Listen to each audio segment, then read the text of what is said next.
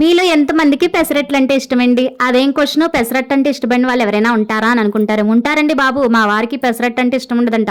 చిన్నప్పుడు తినేవాడు మా అబ్బాయి, మరి ఇప్పుడే తినట్లేదని మా అత్తయ్య గారు అంటారు. ఈయనేమో పెసరట్లు వేసిన ప్రతిసారి మొఖం మార్చుకొని నాకు బ్రేక్ఫాస్ట్ వద్దులే బయట తినేస్తాలే అని అంటారండి. అదేంటో నాకు అర్థం. సర్లే, ఇప్పుడు మా వారి గురించి ఎందుకులేండి. మా వాళ్ళు ఎవరైనా విన్నారనుకో, ఎప్పుడు మొగుడు బడి ఏడుస్తుంది, మొగుడు గురించి ఎందుకు ఈ వీడియోలోని అని నా బడి ఏడుస్తూ ఉంటారు. ఐ మీన్ బ్యాడ్ గా కమెంట్లు చేస్తారు, స్క్రీన్ మీద కాదండి బయట. సో నా గురించి మీ గురించి మాట్లాడుకుందామే.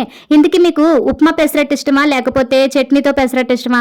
నాకు ఈ రెండు కాదండి, ప్లేన్ పెసరట్లే ఇష్టం. పెసరట్లోకి ఏ నంచుకు మంచుకు అక్కర్లేదు, చక్కగా ప్లేన్వే తినేస్తూ ఉంటానండి. కాకపోతే మధ్యలో ఉల్లిపాయలు జీలకర్ర వేసి చుట్టూరు ఖచ్చితంగా ఆయిల్ అనేది కొంచెం ఎక్కువగానే వేసి మంచి రోస్ట్గా కాల్చుకుంటే ఆహా చాలు, ఒక ప్లేన్ పెసరట్టుతోటి కడుపంతా నింపేసుకుంటానండి, అంత ఇష్టం.